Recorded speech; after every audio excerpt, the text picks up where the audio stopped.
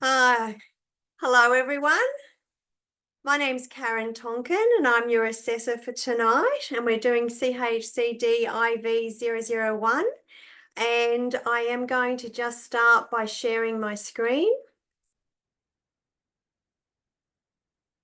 And I actually need to get across to here and take us back to the start.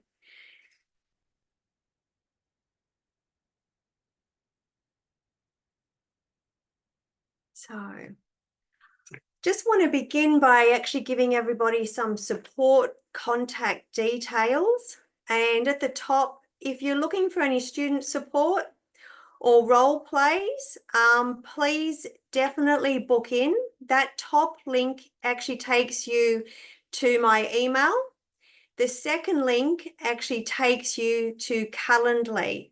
So if you want to take those down, or at the end I can give them to you, or if you watch the recording back, you'll have them. So hello to everybody who isn't with us tonight, but will be watching this on record. These are the two ways that you can contact me to book in. I can do student support, is where we'll have a one-on-one session. And that's generally booked through Calendly, and there'll be an area there that you can write what you'd like. Might be help with a study plan or a particular unit. And then we can open up our laptops together and we can actually do some study progress. The main thing I need to do is assist you as much as I can to get on with some progress. If you're looking at the role plays, I am happy to be some of the people and improvise with you. And if you do book through Calendly, can you please put down that it's a role play, because I need to book a Zoom link with you. You've got some Lifeline down the bottom, Men's Line and 1-3 Yarn, because what we are looking at is quite sensitive. So we'll get started on our slides. So we're doing session 2 of the CHCDFV001. I think I might have said IV before, but it's FV. And is anyone wanting to actually do our acknowledgement for us tonight?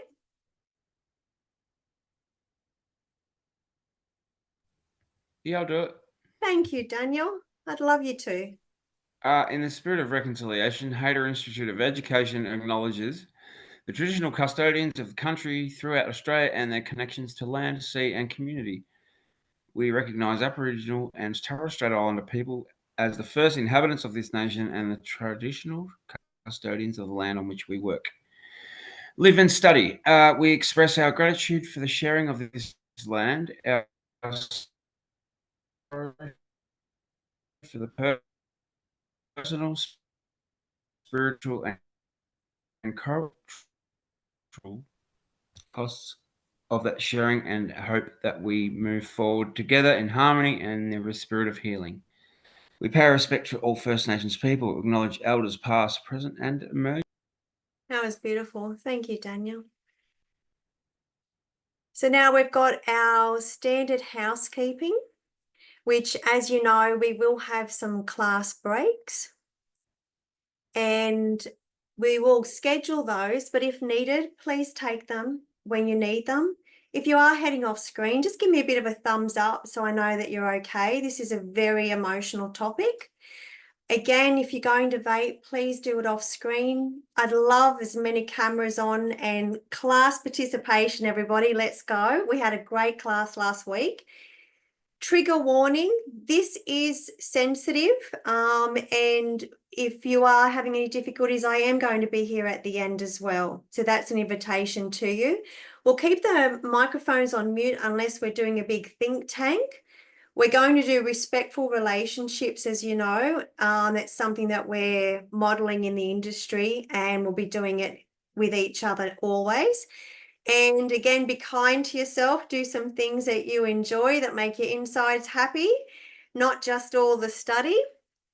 And then what we're going to do is I am going to just recap on what we actually looked at last session. One reason is we just want to actually keep remembering what we are looking at as far as what is domestic violence. So the first thing is the work practices. And what we actually looked at there is that we're going to be doing a trauma-informed practice, which is pretty much what you're doing across the board. But most importantly, that means that it's client-focused. It's also often called person-centered or client-centered or client-led. It's the same language. Basically, it means that it's strength-based, and we're working with 5 main core principles, which is safety, trustworthiness, choice, collaboration, and empowerment, as well as respect and diversity. So that's where we're bringing in our unconditional positive regard, we're listening without judgment, and we're culturally sensitive. So what we need to do is really look at creating what they call a therapeutic relationship. That's what we're looking at, is hope and healing. So a therapeutic relationship is one that is trauma-informed but client-led. I won't go right through the values and philosophies, but the main ones that were most important, and the first value was safety and well-being. It's your number one priority when working with mental health, but it's the number one priority across the board. So just as a reminder, that safety and well-being as the main value is for all parties involved. And as you know, we will be discussing the complexities, the support processes. Last week, what we actually discussed was the support processes are around not only the actual person or persons, but around you as well.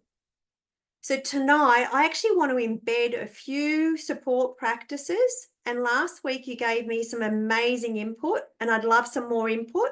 So when we get to it, we're going to have a few discussions, and so all of you can start bringing in some of that rich experience that you've got and give us some support practices that we can do. Then we looked at the context of domestic violence, and by that, it was about the social context. And it was that there is the law, the police are often involved, there is criminal issues. Child abuse is part of this particular social context, as well as a lot of diverse cultures and backgrounds. It does actually, unfortunately, have rural locations and isolation, mental health issues, and sometimes dual diagnoses. So we're going to talk tonight about the complexity about that context. So that's your base, and now we're going to take that one more step and look at how complex is this context. The legal and ethical considerations, which you'll have in all of your notes, are your standard duty of care, human rights, boundaries are a big one, and we'll have to keep bringing them in. The right of the client, the worker, discrimination, your privacy and confidentiality, record keeping and mandatory reporting. Now, they are for all clients, but probably the most tested for the domestic family violence client, because the record keeping has got to be to a level always that it is likely to possibly be used in a court of law. And it is for these particular clients, because safety is a factor.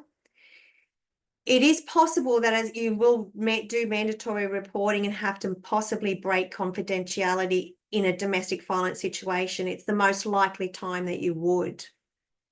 So therefore, we've got to make sure that we give the privacy and confidentiality an explanation that we may actually have to break confidentiality. So we'll practice on some of that. What I want to do now is see if anyone can actually help me with the definition of domestic family violence. And then we looked at the different types and some of the mental health issues. Does anyone want to put their hand up and give me what they remember the definition of domestic family violence to be?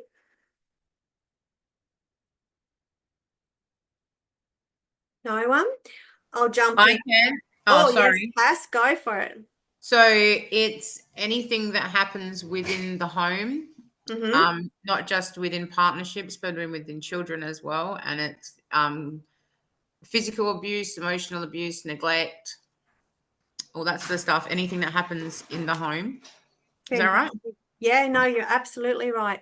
Again, just like I mentioned before about client-led, person-centered, client-centered, sometimes there's many ways to describe one thing. So you're absolutely right. You got it. It is in a family relationship and often an intimate relationship. And you're right, Cass, not all intimate relationships are marriages and partnership, but it is in an actual intimate or family relationship. It is also given other names. Sometimes it's just called domestic violence, not domestic family violence. Sometimes it's just called family violence. Sometimes it's relationship violence. Intimate partner violence is another word or description. Domestic abuse, they are still calling that domestic family violence, and also child abuse. So all of that language describes the same thing.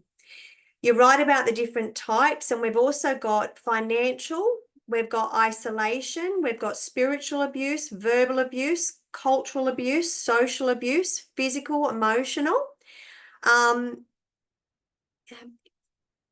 Yes, Daniel, it absolutely can happen even if you're not in the same room. So with domestic violence, what you've actually got is emotional and physical abuse. Are very obviously, one thing can be seen, emotional can't, but then you also have psychological abuse. And that can happen if you're just exposed to. And that doesn't mean in the same room, but you're exposed or inciting fear. Inciting fear is abuse. So if you're in the home and hearing it and fear is incited, then you're right, Daniel. Karen? We have mandatory reporting in New South Wales for domestic and family violence. And one of the things that's also recently been introduced is coercive control. Yes. Has now been criminalised under the same act. Yes. How does one go about? Yeah. We are tonight actually looking at quite a bit of that coercive control, which is great. And we have got some YouTubes to watch on gaslighting, coercive control, financial control, and some of the more hidden. Yeah. So thank you, Karen. We're going to break that down point by point, because it is actually what is probably the most current topic and the most expanded area of abuse that is also getting a lot of education. So we're going to have a fair bit of that tonight. So what we're going to look at is also, it is inciting fear, as we said, and intimidation. Stalking is classified as domestic family violence, and so is harm to people, pets, and property. So just got to remember that.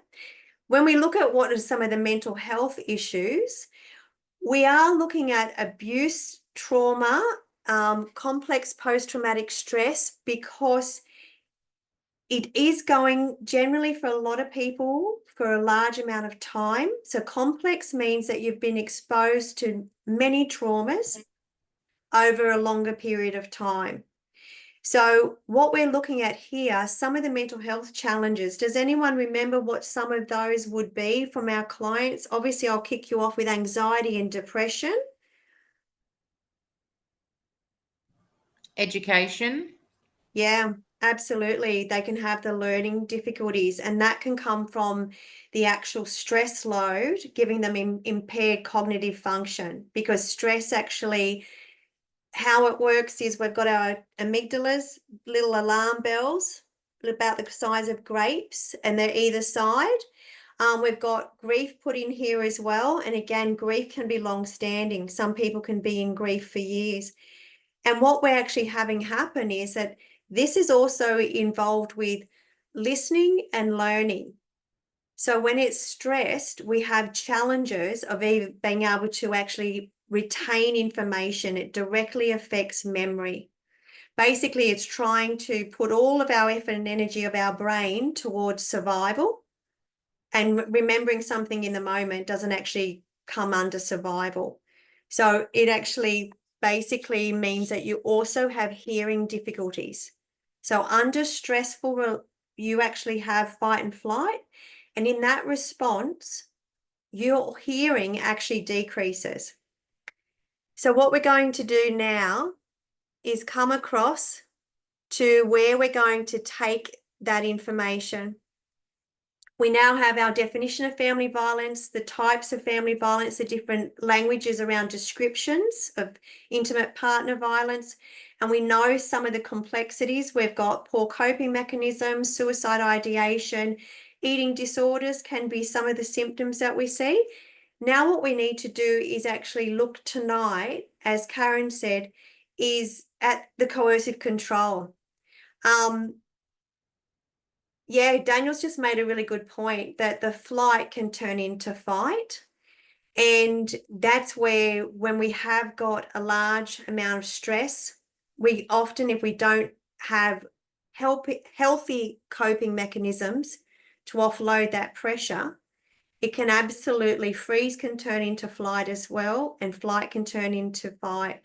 So what we've got to do is look at understanding the complexities of family violence tonight, and that's where we're going to look at gaslighting and more of the coercive control. The other things we're going to do tonight is identify and understand some of those behaviours, which, as you said, then stress can turn into fight quite easily. So we're going to move on, and the very first thing that we're going to look at now is, just got someone else to admit in, is coercive control. So does anyone want to give us an explanation of their understanding? And it's never right or wrong, anyone. As I mentioned before, I wanted to give you lots of different languages around what person-led and trauma work actually is, because all language is all right. Cass, give us your thoughts and your descriptions and your interpretation of what you think it is. So I think coercive control is like a pattern of behaviors, like so something ongoing that controls an individual over time and sort of creates fear and denies them of being themselves. So it's like a continuous pattern and ongoing thing. Yeah, that's a great description. Karen? Does it necessarily involve an element of, if you don't do this, I won't do this? It can. So it is a manipulation. The So coercion. yes, yeah. So someone may give subtle threats, and I've got some descriptions of this a bit later. But Hamid? Hi. Hi. I think it's about controlling can sometimes hurt you, can make you fear from someone, or kind of taking another person's freedom, and for example, control them for any activities, day-to-day activities, Yep. and something like that. Yes, sometimes you can humiliate someone, or don't let them do anything that they want. Just controlling. Yeah, kind of limitation. That's a great description. Thanks everyone for contributing. Daniel, what can you give us from what you understand? So coercive control can be, broad. It can be like, so used through drugs, like coercive. So a partner using drugs to coerce their partner to do shit things and to just control them. Then you've got financial stuff. So some people will control someone's finances because maybe they may not be able to. So they take control of it, and then they end up being that boss of that, and then it's so you end up, and then so that's coercive, where that person ends up being under that control of that other person because of that. And then you get basically other things like status in social. You can be in working with someone and they'll just like be coercing you in a way where it's not healthy because you look up to them, or so I mean they're my top three things, I guess. They're great descriptions. And one thing that you really hit the nail on the head here is just how complex this is, because it can come from so many different angles. we've just been given an excellent resource from Karen, which is great. Thank you everyone for sharing all your brilliant knowledge. And Cass, you put your hand up again, then I'll go to Hamid again. Yeah, sorry. I was just going to elaborate on Never what say sorry. Please elaborate. This is about all of us coming together to help each other get to a better understanding so we can help clients better. So just to like dig a little bit deeper into the coercive control. So it's like sort of having control over who you can talk to or what you wear, what you eat, who you're spending time with, where you're going, and yeah, like monitoring your behavior and stuff like that. So having the power over you. So, you know, speaking from lived experience as well, like, you know, not being able to wear certain clothes, dress a certain way, or, you know, even come down to eating, and the way you present yourself, having control over everything in your daily life, I guess. Just, dig right deep into it. Like it can go that far, whereas like, no, you can't get up and go over there. I'll tell you when you can go and do the dishes. I'll tell you when you can go make dinner, and you know, like it can be deep, but and like Daniel said, like it can be in the workplace, it can be smaller, but once someone's got that over, it's like intimidation.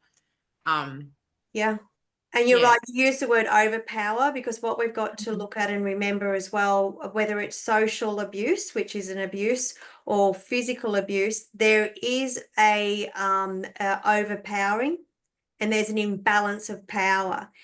And therefore someone has lost power. And as you say, you're describing that loss of power through loss of choice of when to do the dishes, what to wear, or if you want to take drugs. So, and that's where this tonight, what we're talking about, and I love all your descriptions, because this is how complex it is. Someone can tell you even how to wear your hair, and yet someone else can also take off, as Daniel said, and use your money. So what I'm going to do now is stop the recording, and then we're going to watch what this presentation actually says. Okay, so first thing I think everyone needs to do is give themselves a clap, because did you notice nearly all of the wording that you described, the coercive control was in there? All of your words: overpower, intimidation, inciting fear, the exact description of what we discussed. Was there anything in addition to what we had that you saw that was new to you in that actual video? Was there any moments? We talked about mostly everything from socially and spiritually. Cass has raised a hand.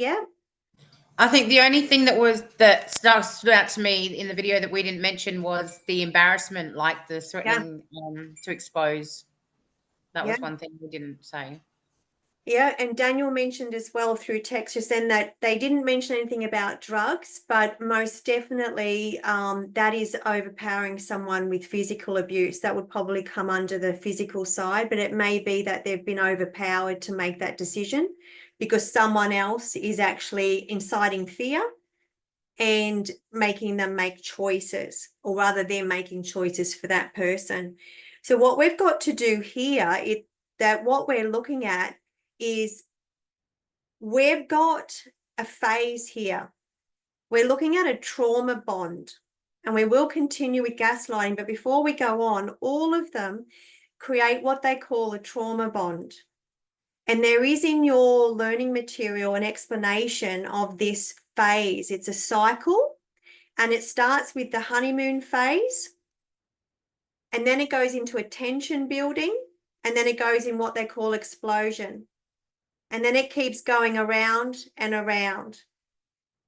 So the reason that people often stay is that at some point, that family member, who to them actually is associated with love and in some form trust, the honeymoon stage is like a heaven. It's actually out of balance of a normal relationship. I don't know if anyone's ever been in a real cyclical relationship that cycles through heaven and hell. But it has very extreme highs and some very extreme dangerous lows. But the highs actually hook your brain back in. a little bit similarly to someone who's doing that gambling. They're definitely putting a lot of money through those poker machines, but they have a recollection that at some point something amazing happened. Lights went off and cash came down and there was a high. Daniel's written like a bipolar. It most definitely is. So what happens is, because that relationship, and this is the complexity part, because that relationship shows extreme love, that actually connects them to some form of security and safety. So they will often stay just to wait for that honeymoon to come back again. So basically what we've got to do is realize that people, and they say it takes 7 times on average. Mel, did you want to put up your hand? No? It can take 7 times of coming and going. Now, for some people, it might be 3. Another person, it might be 10. So the part of the complexity here is that they are related to this person. They are having extreme highs, and this person represents safety, even though they're doing unsafe things. So we've got to have the most amount of patience that we can for this person. The other thing that we have to bring into this complexity here, and then we'll go on to gaslighting in a minute. What we've got happening for this particular person is we've got fight, flight, and freeze. Does anyone know what fawn means? Fawn is the 4th description of a stress response. And what we're dealing with here is chronic, long-standing stress. And for some people, it's been for many years or many generations. So we can go into fight and flight, we can go into freeze, but a large amount of people in the emotional and psychological abuse actually adopt what they call a fawn, F-A-W-N response. Daniel, do you know much about the fawn response? Okay, so I'm just going by just the sound of the word. Look, I don't know anything about it. I haven't heard that before. Guys, But, do some Googling. You've got to get onto it. Yep. But I don't know, just going by the word itself, Yep. and just going by a 4th response to something like that. Yeah. I'm thinking it's someone that, so you got fight, someone that just fights straight up, flight, someone that runs away, then just runs away from every situation. Sorry, what was the third one? Remind me. Freeze. Freeze. Yeah, you'll lock up on the spot. Yeah. That's yeah. But No then action. the fawn thing, I think, is something that's like, is it like dancing around the situation? Like, so it's like, not quite, but you're hinting on it. It's more of an emotional response. We'll see if what Cass can enlighten us as well. Cass, you've got it. Yeah, you're on the dancing around, but yeah. So the fawn response is giving in and sort of succumbing to a perpetrator or somebody else's behavior and doing what they can to make them happy. So just giving in, like giving up, I guess. That's where I'm kind of going. Yeah, that's right. You got the dancing around is right. So you're actually, it's just a survive. We've got to just think of that they're trying to survive. Karen, are you right? So what fawn is we've got to imagine every stress response is a survival response. And what you're going to do is have what they call an adaptation.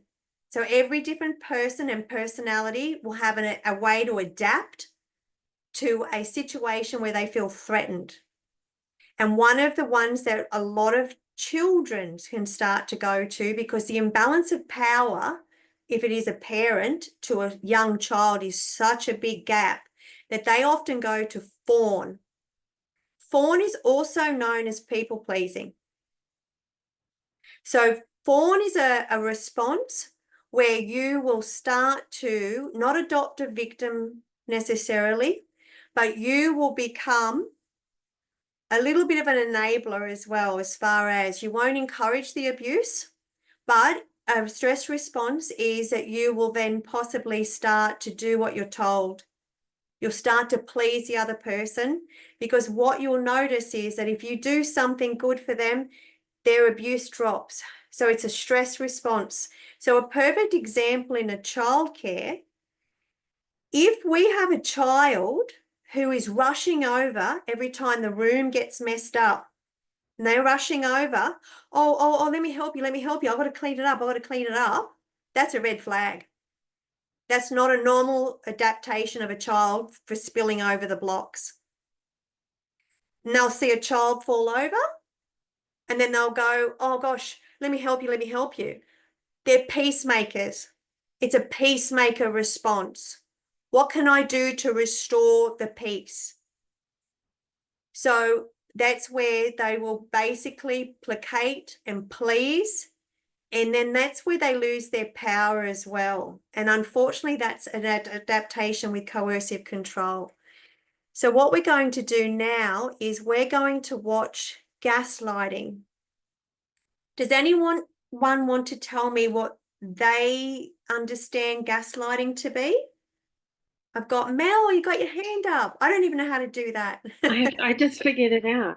Great, show me. I know in my case, from my lived experience with my ex-husband, it was manipulating me to the point where I was questioning what was being told to me, because the stories were changing so often that I was starting to question whether maybe I had got it wrong all along. Yeah. Where it was almost like he just needed all the control and all the power of my mind. That's how I took it, and that's how I've sort of come to learn the gaslighting. That's a perfect description. Because we've talked about the power of the physical body and the power of money, and now you're relating the gaslighting specifically to overpowering someone's mind, the psyche. Yep. So what we've got to do is remember another word or description for gaslighting is crazy making. You question your ability to think straight. You question your reality. As Mel said, stories change, descriptions change, or something can stay the same. And they'll say, no, that's not black. You're wrong. But you're 1,000% sure of what you're looking at. So they create doubt, which creates a lot of fear. The one thing that if we feel we're losing our mind, it is straight into fight and flight. And then you've got someone in fight and flight who has lost their ability to think straight. Because when we go in fight and flight, the front of our actual executive functioning shuts down. So imagine saying to someone, no, you're wrong. You've lost your mind. You're losing your memory. We go into quite a bit of high stress, and we really do lose part of our mind. We actually lose our main functioning executive center. So then we actually go, maybe they're right, because I am feeling like I can't think straight. Well, you actually can't, due to the stress they've incited. Hamid, what would you like to add about gaslighting? Thank you. Welcome. Gaslighting sometimes about when someone question your judgment, Yes. you know, and after that you don't know is it true, as you said, okay, is it black, is it white, and you are full of doubt about everything. Some simple things, you know, for example, this is white, but you're doubt about it, and you can't sometimes think about, and you can't, sometimes it's about your intuition, your insight. Thank Yes. you. No That's worries. the word I was waiting for as well, Hamid. You actually lose not just your own mind, your own peace of mind, your own stability. You actually lose your intuition. Can you give me a bit more of a description of what you're thinking along the lines of overpowering your intuition? Because that's as deep as gaslighting gets. I think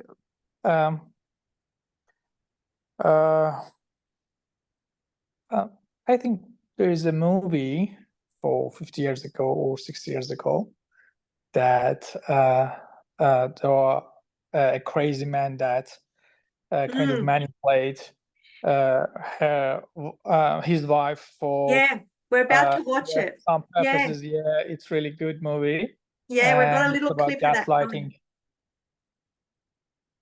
Yeah, I think in gaslighting behaviors, most of the time you doubt about anything you see. For example, you doubt about your insight.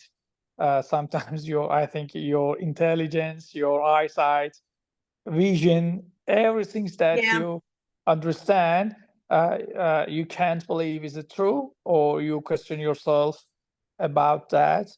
I think it's about that. For example, your husband or your wife try to confuse you intentionally, or make you as a crazy person. Yeah. Thank you for and you giving that. believe it. Yeah, You believe it. You are crazy. that description is exactly right. So you're questioning your sanity from whether it's your eyesight or your intuition. The end result is through direct intention, they undermine your you've lost your rational mind. They actually want to have you undermine your sense of self, and therefore your security is gone. It's compromised. So you've lost trust within yourself. So I don't know any trust that you'd ever feel more afraid to lose. So as you know, all of this domestic family violence is fear inciting. And now this is actually probably one of the most frightening ones. So we'll quickly watch that clip. Cass, yep. I think like another way to say it is distorting your reality. Yeah, that's perfect. It does. It warps, distorts. Yeah. So let's see. I'm going to just stop this recording and we'll get the next one happening. Hey, we're back. And again, everyone needs a clap. Don't you think that you're on the ball with most of this? Does everyone feel like you really know what you're talking about? This is quite complex stuff, but you've all really got great descriptive words and you're really matching the actual YouTubes that we're watching. Did anyone see anything new out of that YouTube from what you brought to the table before that we can now bring back for the people that are watching this that aren't with us that didn't see that? Was there anything that you went, oh, that's extra? No. Yep. Peter? I guess that bit about isolating people from their community. Yes. And yeah, even I heard that they were isolated in their own mind. Yeah, when they're isolated from themselves, but you're right, from their internal community. And I picked up as well, which I hadn't really thought of till they said it that way. But they're actually internally isolated and externally isolated. Yeah, from their support network, they'll say, no, you're not crazy. You're right. You're being manipulated. Yeah, to get themselves back to themselves and get that internal isolation fixed, they actually do need that support work. So I just want to give you, when you do look up, they gave you sort of the method in 3 steps, but there are some known comments that are used in regularity by gaslighters. Basically, they're called crazy making comments.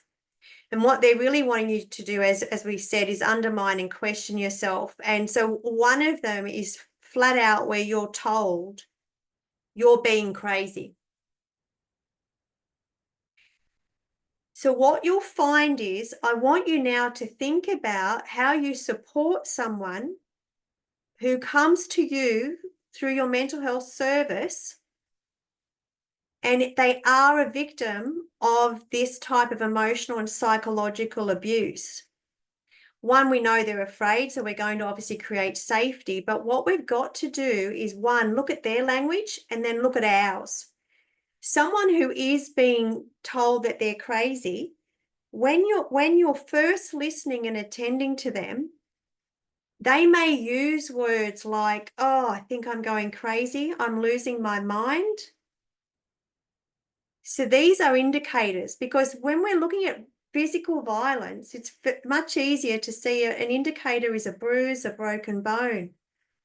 What are you going to look for people who come to you who are currently under stress, being gaslit? So some of their language is going to say, I think I've lost my mind. I've lost my sanity. I can't think straight. And I feel like I'm going crazy. Another comment that is often used by gaslighters is, you're overreacting. Because what they're doing is they're creating doubt that the person is reacting in an appropriate way. So what you'll hear, can anyone think of what type of language or indicator you're going to look for if a mental health person is presenting and you're having your first intake discussion? If someone has been repeatedly told that they're overreacting, what comments do you think they might say in their description of what's happening for them at home? Karen? I don't want to make a fuss. Yes. There's the fawn response. The fawn response will minimize themselves. They may say that, oh, I think I'm just being sensitive. Maybe I'm over the top, maybe I'm out of line. So what they're going to do is they may even say, I think I might be overreacting, because as Peter said, they haven't got an external validation. Perhaps they haven't, rather, they may not. You might be the first person. So what we can do is, if they're saying things, we want to mirror back. The way we attend and attune is to mirror back. If someone was to say to us, I think I'm going crazy, you need to affirm safety and sanity in this case and say, you're actually not crazy. You're not being overly sensitive, and help restore that equilibrium here. We're looking for psychological safety. So we've got to create safety as our priority one, physical and psychological. So the next thing that they'll do often is, gaslighters will use humor to hurt. And then when you do say something, the third comment can often be, I was just joking. They use put downs in humor. So they may say, I think I've lost my sense of humor. You've also got, as someone else brought up before, that they actually are told that they're feeling guilty. So a gaslighter might say, well, you actually made me do it.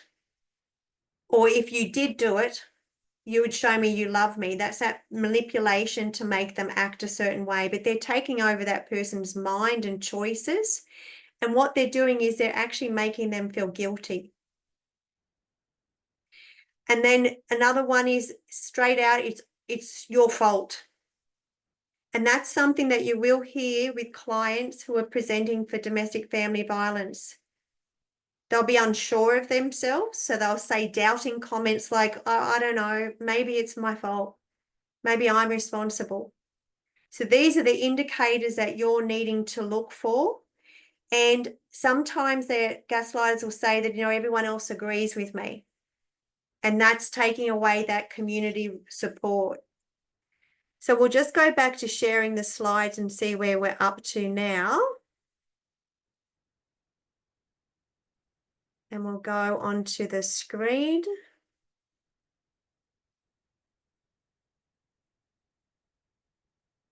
And we'll get rid of this screen. So stop sharing. Okay.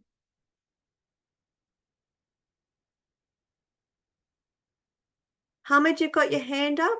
If you do that while I get the screen sorted. Yes, please. If someone use this word, for example, you're my stupid love, okay? Yeah. And all the time repeat it in every Yes. situation. It's kind of gaslighting, yep. Yeah, absolutely. And that's the thing, it's repeated. Yeah, So okay. what we've got now is we have got one more, which is economical and financial abuse, which we might leave for later, because I think we're on a really good roll with this psychological. And you're right, it is a continual put down. It's generally many episodes. So what I think we might do is have a short break and then let everyone come back to do a breakout room. And what we're going to do in that breakout room is just look at some of the language that you think someone who's having emotional, psychological abuse might use. Apart from what I just mentioned, they were just a couple. What might a client say? Because these are indicators that you are going to recognize that the person is currently having psychological, emotional, and intellectual abuse, and possibly then, as you say, religious, social abuse, because this then isolates them possibly from the actual social circles and things they'd like to be doing. As Cass said, as simple as the dishes down to restricting family.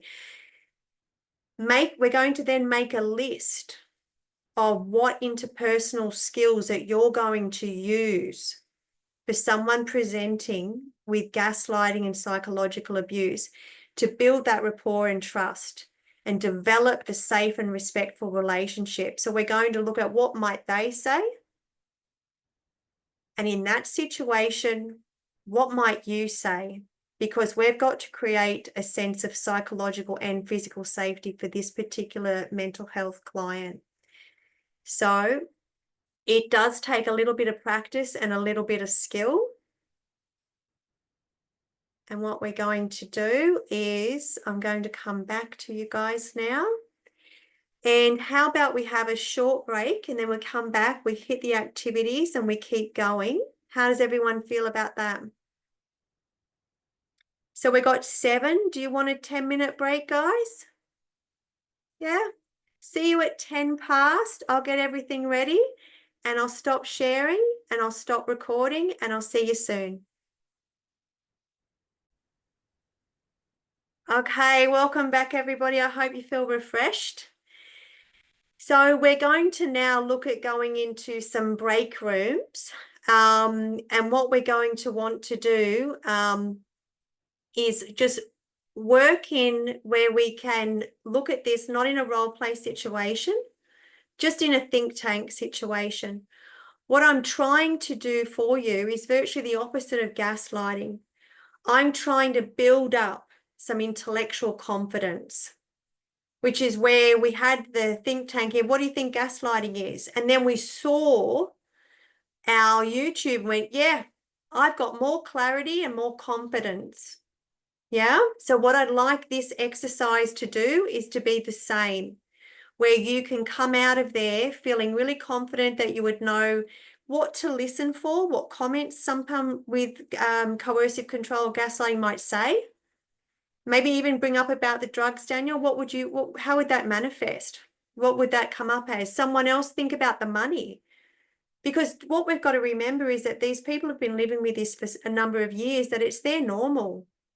It may even be what they saw their parents do. They may have no other reference points. So what we've got to do is really listen to understand. So we're going to find out, what would you hear? What would you be listening to? And knowing you need to create physical and psychological safety fast, how would you respond? What comment would you say? So maybe put their comment. What would you say back? So we're going to go breakout rooms. 3, if I assign manually, let's see what happens. Oh, hang on. Assign automatically. Okay, so we've got a 3, and a 2. Is everyone happy to go in? Yeah? Come up with what you think, because I'm sure you're going to get it right. You've got everything else right tonight. What are you going to hear? I'm going to open the rooms. Oh, what do you think, guys? It's just about 8 minutes tops. Yeah, 4 about what you think they'll say and 4 for what you'll say back. I'll bring you back in 8 minutes. See you soon.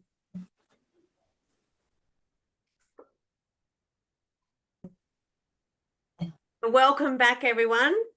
So what we've got is, obviously we know what domestic violence is. We know how complex it is. So where to from now as far as how we assist a client that presents, what indicators would we be looking for someone with coercive control, gaslighting, and psychological safety being compromised. So I'm going to stop sharing the screen so we can all come back to each other. Who would like to tell me what they've got for what they may hear someone say? Anyone want to go first?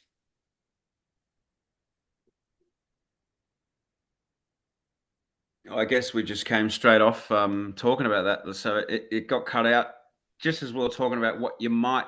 Oh, well, let's do it then. Let's all think tank together. So I guess the subject was brought up about, I don't know, I guess the first subject got brought up about cultural. As in like, so a woman, man might come to you, in trouble, but they might be in that frame of mind. Well, that's just what they're used to. The gaslighting is what it's in their culture, whether, certain men just, treat them that way. And they've seen that maybe their family do the same thing. So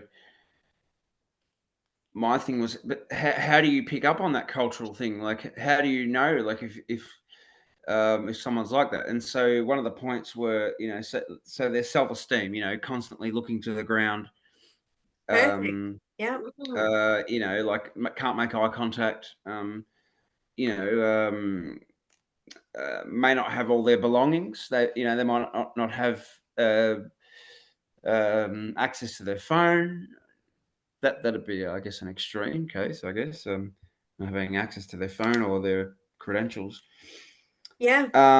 And so, yeah. So, I guess going back to the cultural thing is it. I guess a lot of it's hard to talk about this. I guess it's hard to put it in the right context. You're doing a great job, Daniel. I don't want to go too like culturally, but it does happen a lot where we might be used to something in our lives in the way we've been brought up, but a woman comes in, male, female comes in, and they're just like, well. You just got to pick up on those signs. I guess it's just really picking up body language is the biggest part, I think, because they might not even they won't tell you straight up, unless they get a report, unless they get a connection with you. Yeah. So the mannerism is small, shrunken, shy, possibly. So they're not going to have that sense of self. You did mention as well there at that that they may actually not have control of some of their personal belongings. But what you've also mentioned is that they may be quite accustomed to this, regardless of culture. There is a conditioning. So I guess some of the language that they might say is, well, doesn't this happen for everybody? Isn't this just normal? They may actually not have any relationship with knowing what a good, healthy, caring relationship is. So with no baseline and having it. Because I was in the group with Daniel as well. Yeah. And I was saying, like that they may see other couples or other families doing things in a different way, and they start questioning why they do different things to what they do. And, and that might be a question that they have for us. They learn another way through watching and role modeling from other people, and then they have a reference point of, isn't it no, and everyone's not actually doing this, and that's where they may seek help to seek understanding, to even find out if what's going on normal. It's their normal, and not necessarily that there is nothing so as normal. Normal is not a great word to use, but it's their typical. Yeah, I guess it's kind of like gender as well. Some people been told to be this way, but they've decided they want to be the other way. Yeah. What about another group? What do you think would be some indicators or some things that a domestic family violence client might say that would give you an understanding of what, because they, as you mentioned, they may not understand. They may think this is their fault and they deserve it, and they may not even recognize it. How are you going to recognize it? Heidi, Mel, were you in groups with anyone taking notes? We've got Karen, Cass. I think a few people have gone to have dinner. Mel, what have you got for us? Am I muted? No, you're on now. Yeah. We pretty much, because our 8 minutes went so quickly, we pretty much only went through the first half where, that's okay. Yep. you know, just the things that they could possibly say, but you just pretty much said everything that I had put on our list. Like, we don't. Well, this is how good you are already, guys. You've got to they don't recognize what's happening to them. They make excuses for the behavior because they're so conditioned to it that it's their normal. Yeah.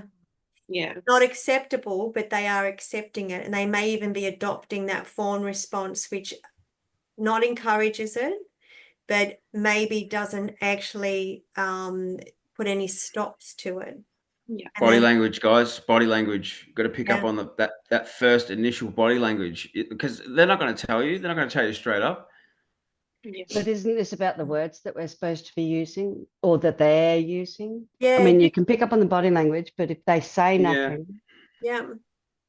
So I guess I'm just saying. I guess that's just the initial. I guess. Yeah. Indicators across the board. Yeah. Kim, did you want to say something?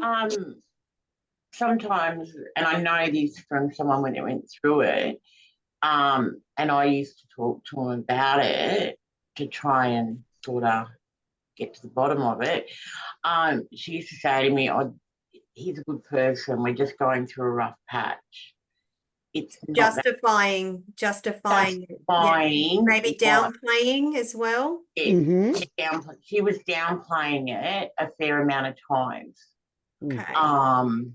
Yeah, so until it obviously reached a certain point. But doing a bit of research on a lot of domestic violence victims, they do downplay it a lot. It's trying to get them to open up a bit more, because to them, a lot of them think it's okay. Yeah. So what we're going to do, what I'd really like to do now is we're going to move on and try and move towards getting you role play ready, because that seems to be, from what feedback in the short bit of time I've had with some students, is that that's challenging for you. So I really want now for us to progress and move towards the next steps. I'll get on to share the screen so you can see where we're going to head with this. See if this brings it up. So where to from here? What you've just mentioned is that you're going to identify the client's needs. And one of the ways at the very beginning is obviously going to come through from looking at their body language. You're going to listen to what they have to say, and you're going to then get an understanding of what their needs are. But what we're going to do is try and start now to work towards how can we use our time effectively in class. So what I've actually got is, this is the part of the role play checklist that we're looking to be able to tick off. The first thing we've got to do is obviously establish that rapport with the person. Then I'm going to need to see some privacy and confidentiality. So that's where what we're wanting to do is start to get better at being able to comfortably say, may I take notes? Do I have your permission? Is it okay with you if I actually take notes? So what we're wanting to do is start to practice this. And we're going to then also explain what your role is. So this is the steps we're looking for in a role play. But this is the actual true steps, because this is where you practice your professional skills, where we go from the knowledge to the skills and the attitudes. So what we're wanting to do is, the very first thing is we're listening actively. But what we're also doing, one of the fastest ways to build rapport is, as Daniel mentioned, if we're looking at their body language, they're also looking at ours. So we're needing to establish rapport with attending behaviours, and one of them is mirroring. So if they're sitting, we're sitting. So I want you to practice. I know you can't do this together virtually, but you can do it in your mind. You can do the steps in your mind. I'm going to establish rapport. So I'm going to sit where they're sitting, look the way they're looking, and actually cross your legs or put your arms in a similar position. Become a physical mirror for them. Create safety. And then you're obviously going to welcome them in. You're going to do, my name is, what your role is, and that your privacy and confidentiality, and you're going to then get them to tell you your story.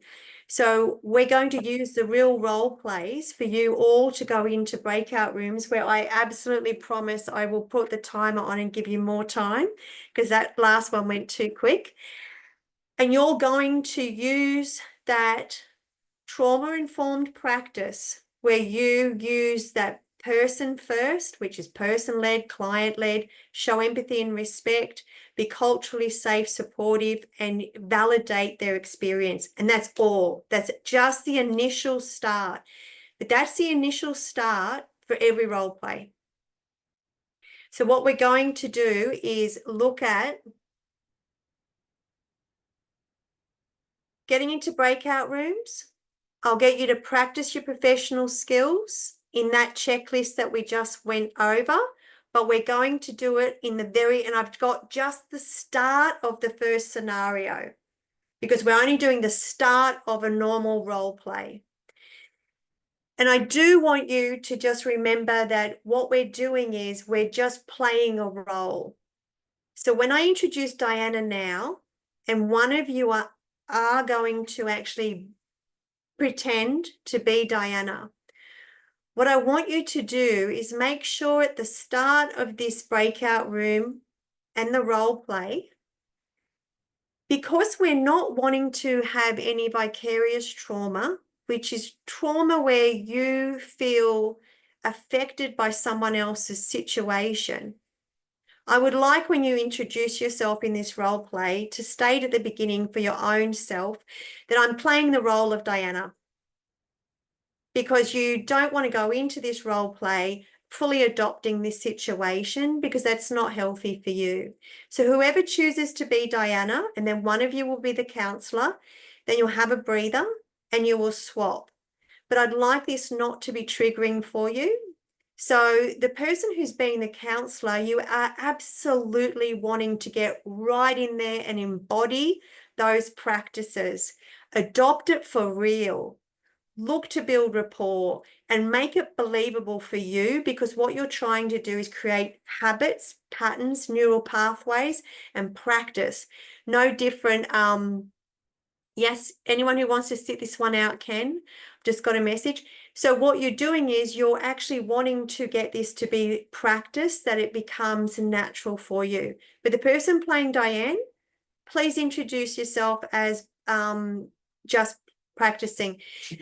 So you're a counsellor at the First Access, and you've been referred a crisis case today. So you know it's a crisis situation. You're immediately working with them, and the name's Diana.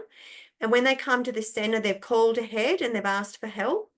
They're coming in to speak to someone. Diana enters your office. You immediately notice bruises on her arms and her face. She's clearly crying and is upset and physically weak. And when you begin to talk to Diana, you see that she's very strong and determined, and she'll explain what she's been experiencing, and that with her partner at home, and they have 2 children. So what she has been experiencing is some physical and emotional abuse that has escalated from a light slap to being now physically harmed. So what we've got to do is we're going to just take this gently. Anyone who isn't wanting to go into a breakout room, so I'm going to stop sharing and come back to the main screen. So I'm going to stop recording and figure out who'd like to go and who'd like to stay and role play with me. And this is really just about, again, bringing up your confidence. And then, as you know, you can then book some role plays and we can then assess. I'm going to press stop. Okay, so that was an incredible breakout room because it was done as one big think tank with everybody. So I just want to give a bit of feedback and put all your thoughts together so that we've got this on the recording for everybody who's watching it verbally. What we were discussing was the initial start of a consultation where we build rapport. So one of the things I often do is, especially if you're thinking about someone who's very vulnerable, which domestic violence, family violence is this situation. It's a vulnerable situation. I often lead with, please make yourself comfortable. Instead of, take a seat or something, I try as best as I can to give all the control of choice and voice from the first thing I say. I actually never try to give a directive of do ... So in my counselling, I had cushions on the floor, I had bean bags, couches, desks areas. And then I went along and mirrored where they needed to go. If they wanted to stand, I would stand. It gives them a chance to show you what makes them comfortable. They might. It's kind of like what they do in schools now. They let kids, like do what makes them comfortable. Yeah. Please, I lead with after you say the welcome and the greeting, I often will say, it's so great to see you, or great to meet you. If I have only just met them, it's so great to meet you. Please make yourself comfortable. Let them lead straight away. And then I will say, what else can I do to make you comfortable? How's the temperature of the room? I'm going to make this room private before I close everything up. Can I bring you a water or a tea? How else can I make you comfortable today? Again, let them tell you. All you're trying to do is establish comfort in that room. And then do what they ask. If they do say, oh, I'd really love a cup of water, because if people are nervous, they can't speak. Renee, you've thrown your hand up. Yeah, I was just going to say, like, once you feel that confident, like they're comfortable with each other, everything else comes naturally. But it's different with like role playing because you're acting and it's like a scripted thing, and so you feel a bit uptight. But when you're actually in a room with someone, it's actually you're much more relaxed and you're much more just go with the flow. Yeah. So don't think much about how how am I going to be? Yeah, which is why if we practice it here and we get it a little bit natural and we work through this domestic violence role play, when you do it for real, you'll feel even more natural. Because I guess it's about learning what to say and then putting that into so we're looking at psychological safety here and giving them voice and choice and looking at gaining control. So that comes from the first thing we say and everything that we say. Cass, you've put your hand up. Yeah, so I'm not disputing what you were saying about asking them to be comfortable in that, but I'm just so if someone comes in and they are vulnerable and they have come from like somewhere like coercive behaviors and all that sort of stuff, I think you've got to gauge how, if you're doing your role play, gauge how you want your character to be, because I think all those questions to somebody who comes from no choice and doesn't have options and doesn't have different things around them, from like as you said, coercive behavior, when they're stuck in a way and then all of a sudden they have all these options coming at them, it can make them back off. Like it can be a little bit too much. You know what I mean? That's why I'm saying when you do your role play or in real life, you have to gauge the person as to, don't take that as you got to ask all those questions. Definitely not. Definitely not. It might not be okay to continue to, because it might make them back off, like they're being by a baby or it's too much for them. Exactly. Like the one thing, like make yourself comfortable, and they might just go sit down. Like that might be enough. You don't have to. And you'll judge it in the time, and then you'll say, "Are you comfortable? Is there anything else I can do?" And they'll say, "No, thanks, I'm fine." Yeah. And then I'm not saying what you're saying is no, wrong. you're right though. You would not I'm just keep, saying you would not sometimes you keep got to be aware that investigating. Yeah. you've got to be aware that Mhm. all those questions and all that want to make you comfortable can make them uncomfortable, because when it comes to, like, you know, form, they become accustomed to that and they withdraw and they back down. So when all these options are thrown at them, Absolutely. it can go completely flip the situation and it can go the other way. Absolutely. But, yeah. So what we'll do is we'll now go into the sharing of the screen again, and we're going to go to the next step and look at working with so the next part that we're wanting to look at with the role play checklist is assessing the client's needs, which we would use with interviewing and opening the questions. And as Cass said, not too many. We're using them sensibly and sensitively. We're going to look at areas of concern and safety, and then we're going to respond to any risks of the safety. We're going to also agree with the client to create a safety plan. This is part of the role play. So part of attending to the complex part of domestic family violence is that this particular situation does require you to assess risk. And you're going to look for indicators, assess, and then, as well as asking for consent, you're going to offer them. And again, they may say no, thank you, to a safety plan, but you're going to actually ask if they would like to do a safety plan. So I do have what a safety plan looks like. And so this would be the next stage. And what we're going to do is just look at what does a safety plan actually look like. Has anyone had to do a safety plan with any of your clients? Because I know a lot of you are in the industry.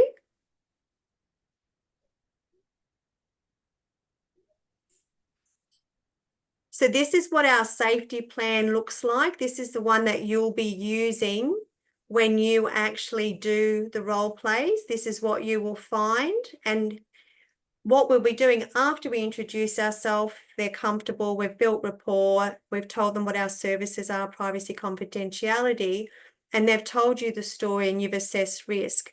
Part of the role play has you ask if you would like to do a safety plan, and then you actually practice. So these are the types of things that you would be working with for this complex type of situation. And basically, it's simply a form. Once they've given you consent to do the process, you can then go through this. And this is what we will be doing in our role plays together. So I want you to see it, feel comfortable. And basically, you're asking this question on the left. If you needed to leave your home quickly, where would you go? And then you're documenting this. And your role play, you are uploading this document completed.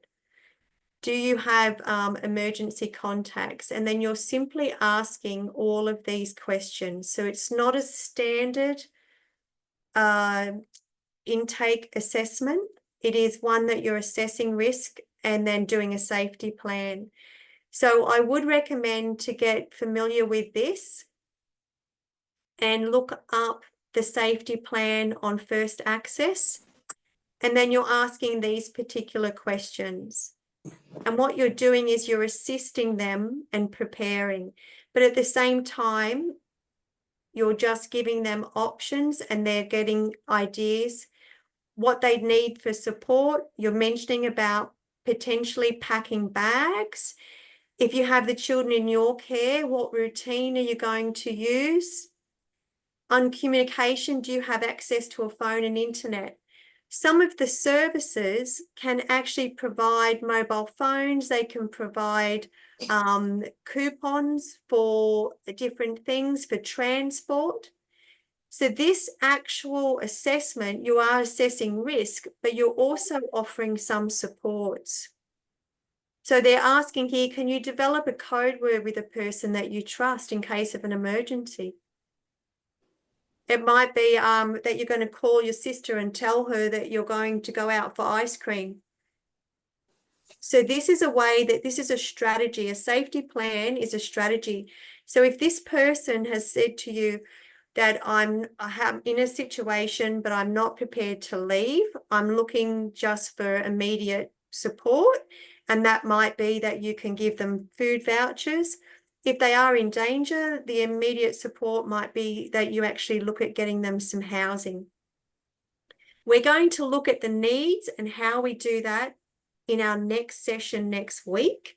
But what I'm doing right now is we're discussing how complex this case is, domestic family violence, and we're also discussing the role plays because they're a little bit more detailed. We're looking at escape bags. Peter, you've got your hand up. Yeah, I'm just to clarify, who's this plan actually for? It's for Diana. So you will be actually doing this in that session with Diana when she then, you ask, how can I assist you? And then they actually explain, I've come here for some help. What kind of help can I assist you with? And then they may actually say that whether or not they do want to leave the home or not leave the home. So if they're looking for assistance, they might say, I need a house. I need to go somewhere safe. So then we're looking at getting them what assistance they've needed. So they may actually say that they don't want housing. They've just come to talk to somebody to explore options. And when one thing you can actually say, because you've assessed the risk and that they are, there is danger at home. It's not necessarily immediate danger that's happening. They may have said that they don't want you to give them the housing. So what you're going to ask is, would you like to make a safety plan? So this is when they return home, they have a way to have a plan. How would they access? Sorry, how would they access this plan? And would you keep it on your record and share it with your organisation so there's evidence of what's happening, or is it also this is private? Well? This is private and confidential, unless it's ever required to be put into a court of law. So it wouldn't be shared with anyone. It's just a plan and a strategy that you would make together to assist them, the client, have a safety plan because they're going to return to a potentially dangerous, abusive situation. And so they would take this with them in some way. Well, you would run through the plan. If they chose to take that plan home and a copy, they could. But this would really be where you go through their options. So here, even this is the support that First Access can offer you. And you would actually talk to them. Do you require any assistance with Centrelink, some counselling services? So this is the next part of the role play that you would take when you are working with someone who requires a risk assessment. So I've got some hands up and I can see we've got Renee, Mel, and then Karen. So I'll stop sharing. Renee?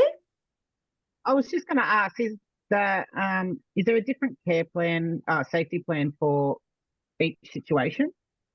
That's the main one that you'll be using, but different companies may have different plans, but that's a standard plan. Yeah. Okay. So yeah, there's like a safety plan, then there's like a care plan. This is the safety plan. So it's basically an exit plan. If you were to have a situation of risk, who are you going to call? What are you going to say? How are you going to even stay technology safe is discussed in there so that you can actually block anything that needs blocking. So you're basically looking at finding out if they've got access to money. Are they going to need any money? And they might not have any. They might not have any funds. So that safety plan is something I would recommend you getting onto First Access and having a read and getting part of your confidence built to work with clients for family and domestic violence and prepare for the role play as well. So Karen and Mel, who would like to go next? I'll just quickly ask, because you may have just answered it then. Is there somewhere we can go to print that out so we can familiarise ourselves with it? Please do. Yeah, you can get onto the First Access. Okay. And you can just type in safety plan under forms and have that brings up something else. That's the suicide safety plan. So in your assessment, it'll actually tell you what document number, like it'll say a SD5. It'll be all whatever you require for this assessment is written in there. There's counselling plans, safety plans. So do go and have a look. Again, you're welcome to call and get some one-on-one support sessions. Everyone gets 2 a fortnight. We're here to support you. I can help you do preparation for working with clients for domestic family violence one-on-one. I can help you prepare for this particular role plays as well. We're here to build confidence. So we can both open up our laptops and we can check on all these forms. So anyone who wants to prepare, we can role play together as well, everyone, in sessions. Because part of what we've got to do as trainers is get you to know the knowledge, but then we've got to get you to practice the skills. So the learner support sessions are where you practice whatever you need, whether it's timetables, skills, practice your role plays. I talk about the forms, find the forms. So let's go now, and I'll get back to sharing. So this particular form is one that I'd like you to have a look at. And now I'm going to get across to the other screen. So what we're going to do now, we don't have to go into the breakout rooms if you don't want to, because what we're going to do is possibly keep going. The next thing that we've got with Diana to prepare you is during the conversation, you'll come to understand that she's actually had some injuries. So she's looking for strategies and support. And that's the point where you would say, how can I help you? What services? But you're also going to ask, would you like to make a safety plan together? Because she's told you that she's not safe. So you've assessed the complexity and the urgency of what she needs, whether she tells you that she just wants a safety plan, or that's my dog, or maybe she needs some housing and to not return home. You're going to let them know what support. You're going to look at referrals. In this particular role play, she does not want to have any support around housing. She wants to return home. In this role play, you'll do 2 things. You'll do a referral to a GP for her. So please look at your documents. Part of it is to refer. And then what you'll also be doing is the safety plan is also part of it. So we can go into breakout rooms and talk about the safety plans, or we can leave it to next week. There are another couple of things that you can watch. So that depends what you feel like doing. We've got the Boys Will Be Boys is another thing that we can watch, or you can wait for the links. There is another Unpacking Men's Violence. And then we also did have one other to watch, which was on the financial. I'm going to stop sharing now and come back to everybody. We had the financial and economic abuse. So we've got 3 other YouTubes that we can watch and look further at the complex domestic family violence, or we can do more role play readiness. Daniel? So just on the role play, I really think, if I'm speaking on behalf of anybody, that, yeah, maybe some more research. Maybe we can come back to the role playing next week. I know personally there's a couple of things. Yeah. There's a couple of things that I need to. That's what I'm giving you the heads up. Go look if we want to do it well. Yeah. Look for the safety plans. Go read the instructions. Read up about your 3 role plays. You're welcome to book in for one-on-one support. We'll look into it more next week. You did a great job in the breakout rooms getting the first start. So let's just say to everybody, how about next week we come back and even have like a role play thing in mind. We will. We can continue and do the whole part of Diana and get prepared. When you do the role plays, you don't have to do all 3 at once. So we really just want to get one done well and then know the other 2. Peter? Sorry. Just a quick question about that situation with Diane and her bruises and stuff. And I'm not clear on this. Do we have a duty of care with regards to reporting this because of her injuries? Yes. Do we have to say we have to report this? what we've got to do is you can let her know that I'm going to put some notes, and because there's been an incident of harm, I just will share this. Do I have permission to share this with my manager? So see if she'll give you permission first. Give her some. If she doesn't, then you can't, you don't. You have to assess the risk, and in a situation decide it, and take it to your supervisor, and then go up. So put it in your notes, put it in your case notes, make sure they're factual, not emotional, and they're just stating the facts that you were told, not I think she has. Sure.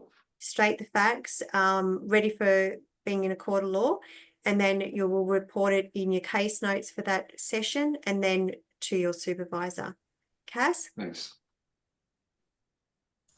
I think that's the moment where you need to assess whether it's a crisis situation. Like, so then you would need to report straight away if you think there's crisis. So there's need for immediate intervention, rather than assessing and asking your supervisor and making that move later on. I think they just got to find. And that's what we're going to do, the role play. So we're going to, what we've done tonight is look at how complex domestic family violence is, and how complex it's even going to be in a session to look for indicators. And we have talked about a lot of the indicators. So we are looking for indicators of risk. And as Cass says, which we're going to look at next week, we have to assess, is this crisis situation, or are we looking at longer term, short-term strategies or long-term strategies? And that is by being able to assess the indicators of risk. And we're going to go into that next week. So far now, what we've got is everyone has voted to go and look into some more YouTube. So would you like to get some more information on the financial abuse? Yes, back to the financial. Okay. So we're going to stop recording.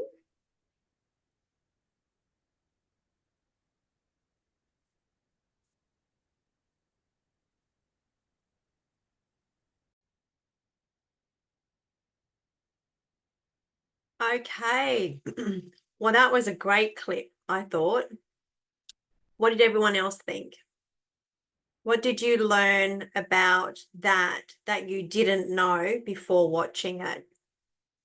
Any new ahas?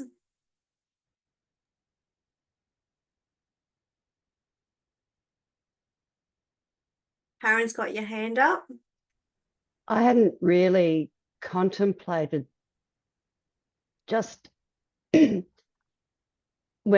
financial abuse was mentioned, it didn't really occur to me that it was happening to the poorer people as well, people who are on a disability already,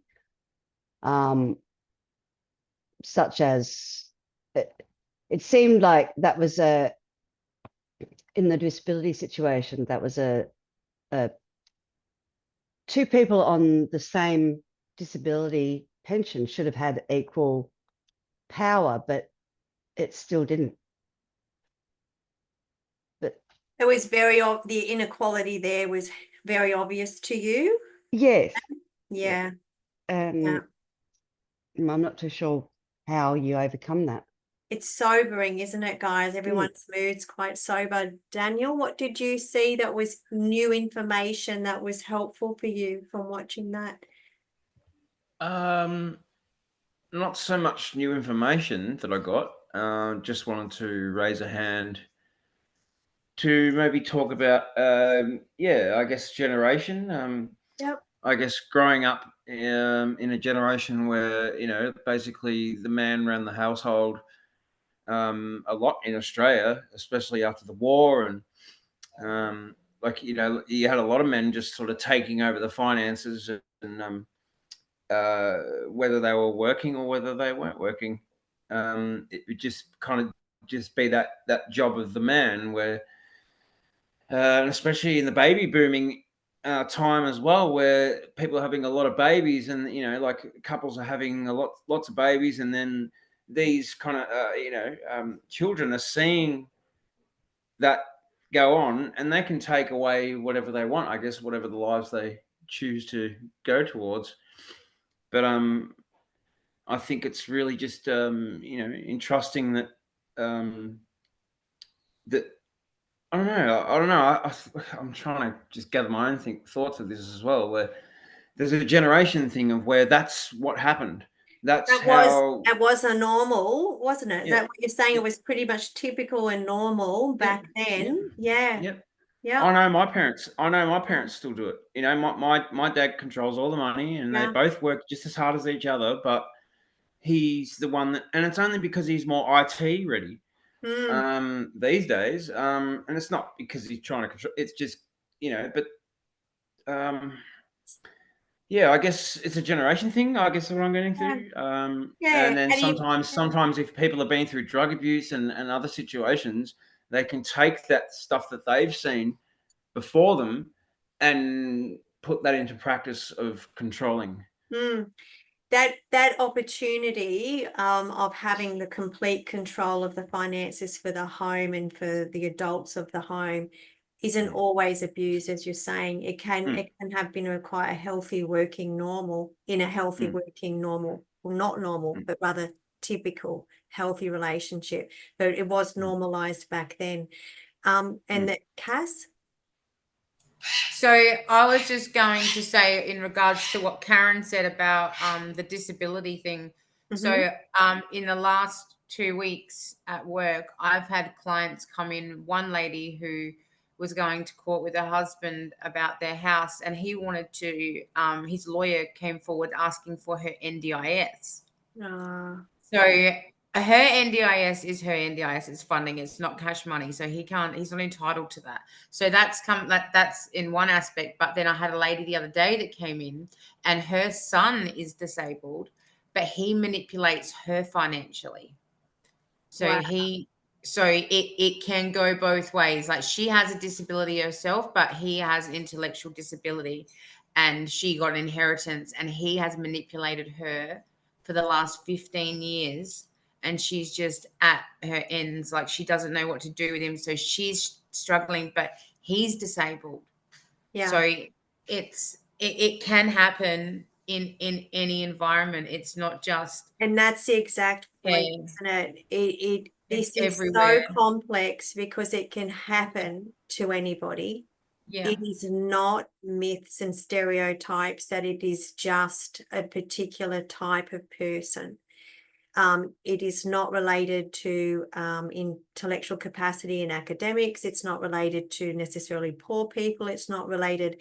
There are definitely more vulnerable people, which we learned about last week, that fall into this category of being more susceptible to being overpowered. Though we had it down as the isolated, the disabilities and cultural children, because the imbalance of power is kind of already there as far as they are in a vulnerable position. But it doesn't mean it is just them. It is any particular person. And as you said, Cass, the situations in themselves are very complex and role reversed and unexpected. So I guess what we're opening ourselves up to tonight is, so thank you so much for that feedback and for those stories, because they're real stories of real people you're dealing with, and they really do show how complex this is. But I think what we've learned tonight is how well adapted you all are on seeing it and already working in the industry. What we've got to do now is decide whether or not you would like to look at any more of those clips, because I think that what they're doing is they're getting some thumbs up because they're really good clips. So you've got a choice. You've got the two, and I'll stop sharing now and we'll get on to your choice. So we're finished watching all of our YouTubes, and the links should come through with the recording of tonight. What I want to do is just double check and wrap up the session. Is there anything else that anyone else would like to talk about, just in regards to having an understanding of the complexity of domestic family violence? How much readier do you feel for the role plays? Do you feel a little bit more ready now that we had a really good... Yeah, you do? Great. Cass, what would you like to... I just wanted to add, when it comes to domestic violence, that the way life is at the moment, like, it's not, people just need to be aware that it's not just man, woman, it can be woman, woman, it can be two men, like, and like a lot more same-sex relationships have they do have a higher number of domestic violence. So that's something that just something else that wasn't in any of this information, but it is a big thing. Yeah, thank you so much, because again, we can't finish tonight without talking about that complexity, because we do have many different situations that make up what family is and who is in intimate relationships in a family home. And as you say, some relationships have a lot of pressure, which means that we're going to be there for a lot of people. Peter? I just want to say it's really great. I think that you're going through the role plays.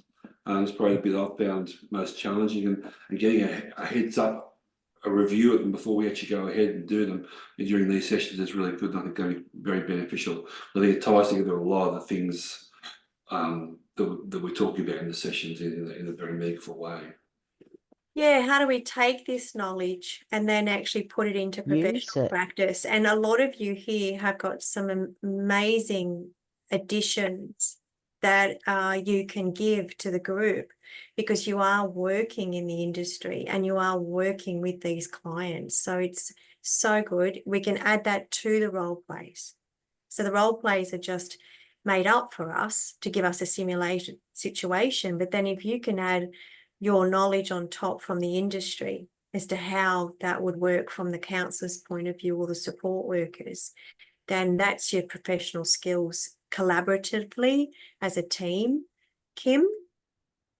Mine was just more to do with what Cassie said, because watching this and seeing these videos, we've seen the way I've taken some of these videos, we've targeted men in the videos of being the ones that are creating domestic violence. We have a tendency not to realise that in a relationship, a female can be the person that is doing it to the male. And when I'm watching all these videos that you're putting up, it's just like we're sitting there watching, I'm thinking, the way it's coming across to me is we're targeting the males in this. Yeah. We're not looking at the overall picture. Yeah, I agree with your point of view, Kim, that those videos that were linked to the training didn't have much talk from men. And we've got to do is really make sure that we don't have biases and judgment, particularly around only coming situation. It's only started to come out in the last, few years, about the men that have become a victim of domestic violence. We've always it's the female that is the victim, but it's now come out more that it's actually the male that sometimes is the person that's been. It's refreshing, isn't it, to get rid of the old myths and the stigmas and open it up, as Cass did as well. Let's just open up what family looks at. And so what we're trying to do is have unconditional positive regard for all people in all situations. Now, the situations are ever changing. We've got lots of dynamics in family. Daniel? I just wanted to contribute that, we're going to have this new generation of so we've had this thing of, the rainbow community, LBGT, so we're, really getting more in touch with that. So people are going out and starting more families in those circumstances, gay families, whatever it be. And we're going to have this new generation of, say, guys that are going to be like women sitting down there at our offices going, I need help because my partner's abusing me.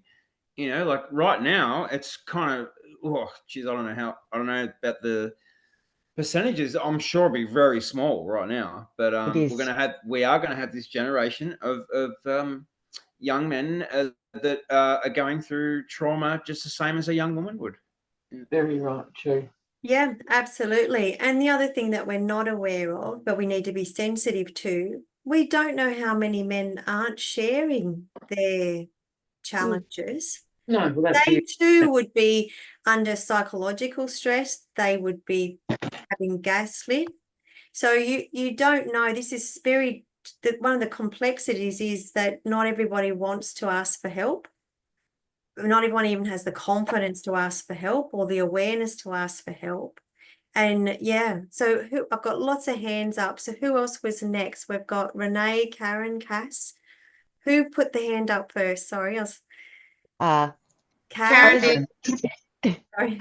No, I was just going to focusing on Daniel. say, in Australia, we have 1 in 6 women experiencing domestic violence. We have 1 in 16 men. Yeah. So it's, yes, everything has been targeted towards men. It's because they are still the majority perpetrators. And everything that you can apply to men perpetrating the violence can be applied to whoever is applying the violence. So if a woman is the one who's in that position of control and say she's got the purse strings and she's not letting him do whatever it is, it's the same kind of treatments and the same kind of therapies that have to be targeted towards the individual who's suffering. I don't think it's really gendered in that it's more of a power imbalance rather than a gender thing. We will always be giving equal consideration, equal care, equal support to every person who presents. Sufferer. Yes. Yes. So we need to remove any of the biases and stigmas and make sure we have equality across the board, regardless of sex, culture. Every human who sits in front of us will be serviced the same. Yeah. That's a really good point. And we've got, who else have we got? Renee? Yeah, I was just going to say there's a lot of men that think it's weak to speak up and to share their feelings. And so that's why you don't hear much of men and what they're going through, because, you know, they just bottle it up and go, you know, I'm a man, I should be able to deal with this. I don't need to talk to anyone, you know. There are a lot that actually think like that. I think so that's why really important. You don't really know how many, because a lot aren't speaking up. Yeah, that's true. I guess that's one of the reasons I want to get into doing this too, to try and help me in those situations as well. Fantastic, Peter. Yeah, I do believe that you're right as far as we saw in some of those recordings. There's shame involved sometimes for some people, whether it's a male or a female, of not wanting to let people know what's happening for them. But particularly, we haven't for many decades encouraged men to be emotionally in touch with their feelings. And it's a great change to allow them to have some expression. And we've got the men's sheds, and we've got some things where we've got some community projects that are actually saying, come together, share time, build a community, build trust, and also share how you feel about your life. And they can actually have more reaching out as well, like getting them. We need more of it. We do. Cass? So I was going to sort of say the same thing like Renee. So the information that they have is only the information that's been provided. So when they do the statistics, that's only the people that have been willing to share their information. So there is a lot more, you know, other people that do experience that domestic violence in the statistics for everything in life. Like there's only information that's been provided by people who are willing. So there is a lot of information that isn't known because of that, the barriers, and like you said, the stigmas and that, you know, that manhood thing. And also with what Daniel was saying about the different identities, is there, like, it's hard if someone comes in and it's a male biologically, whatever, is a male but identifies as a woman, it's hard in referring them to services as well. There's barriers there because they identify as female, but there might be services that are for women only, which they want to access, but they can't.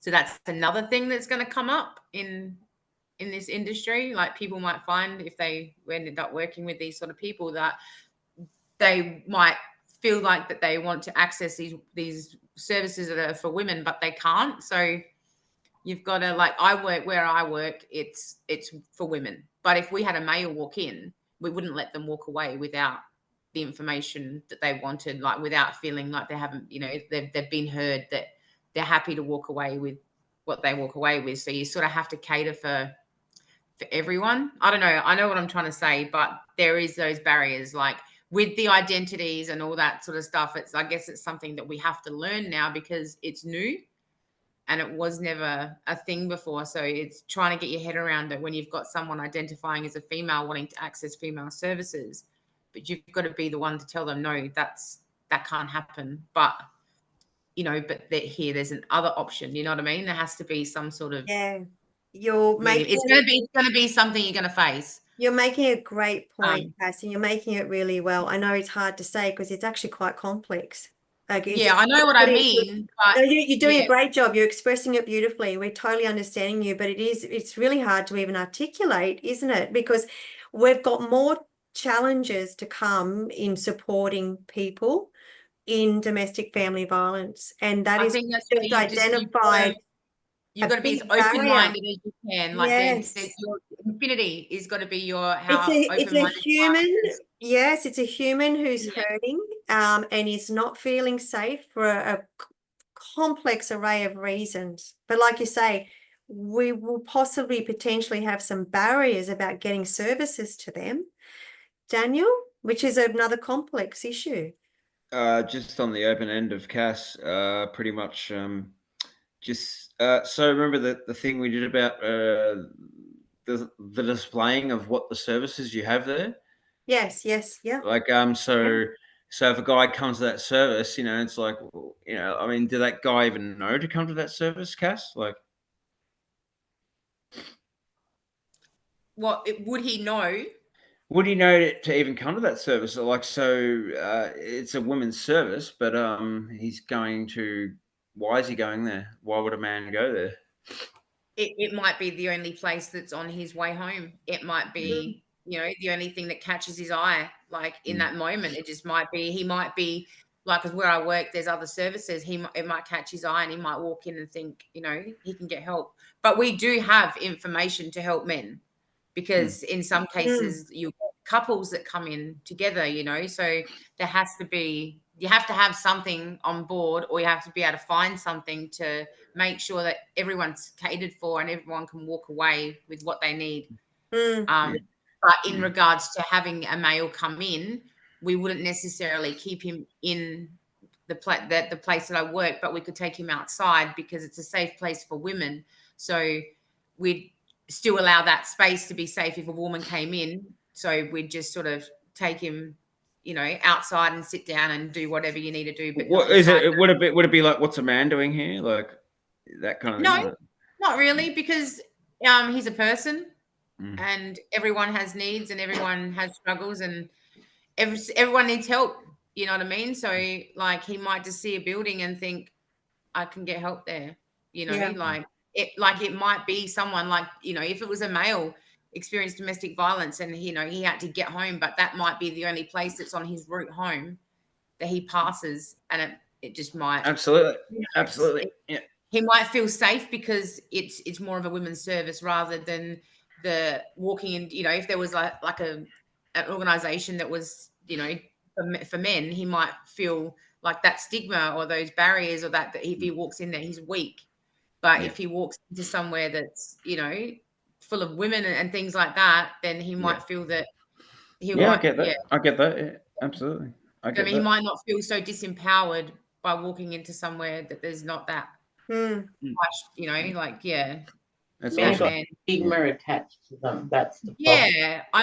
Yeah, it might be just, it might look more comfortable. Do you know what I mean? Like a women's space and a men's space, like this, like we spoke the other week about what the building would look like.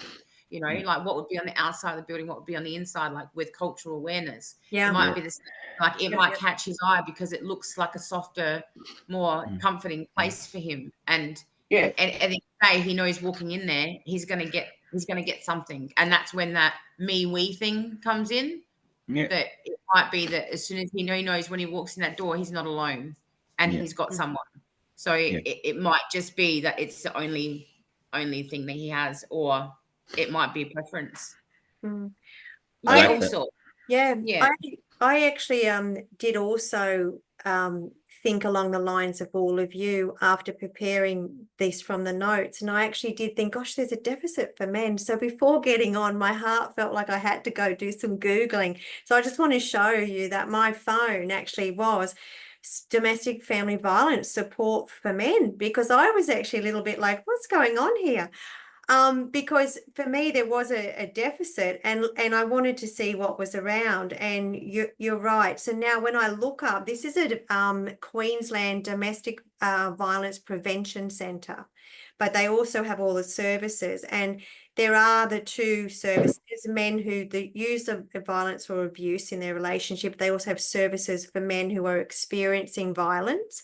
But like you say, we are dealing with, we've got a list of other services, and a whole category is LGBTIQ. But what we've now got to do is figure out, well, that's probably a separate category, but now we've got to recognize, how do we have services for domestic violence just for them? So this is what we've really looked at tonight, is how complex this situation is, how far behind we were, you know, decades ago, in that family violence was never even discussed. It was kept in the home. Some of it was normalized. Some of it wasn't even against the law. And now we're at the point where finally they're actually bringing in laws against coercive control.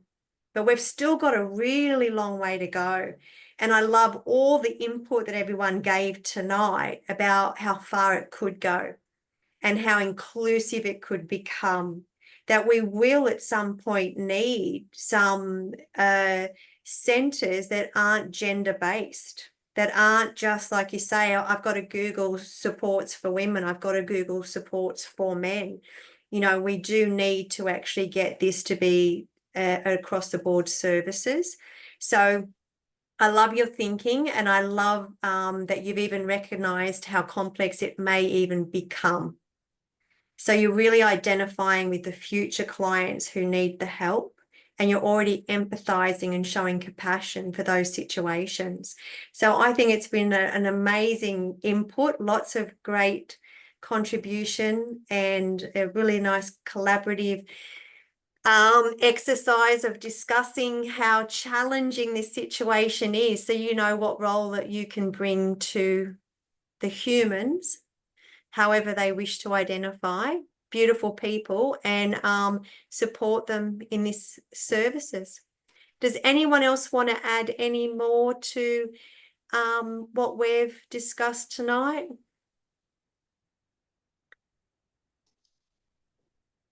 Yeah, so I've got someone saying thank you for speaking up. It's been a really, really great participation, Karen. Can I ask, where do I find things on privacy and stuff to write myself a script for when I'm introducing myself? Like in this role play, we introduce ourselves, we say, hi, I'm Karen, I'm your counselor, and blah, blah, blah. There's some confidentiality stuff that I've got to talk to you about. Book in a session and we can practice some one-on-one. It can become quite natural quite quickly. I mean, it's a challenging situation that we're all on the screen late at night. You've also got to look at timing, guys, when you practice skills. You're all, you know, tired. It's the end of the day. They're hard to drill a new skill at a time when you're tired. So do cut yourself some slack if it doesn't feel natural at night, late at night, to try and build a new skill. So it might be that you want to book a morning session, just one-on-one, when you feel fresh, and we Yeah, I can feel like I'm over totally this. floundering in that whole kind of Well, that's the regulatory support. framework That's okay, but do look at because what I'm not in the time, field. So not just what support you want, but what time can I support you best? So, you know, because it's late at night, bringing on new information and trying something new is not as easy for some. The night owls, yes. Daniel?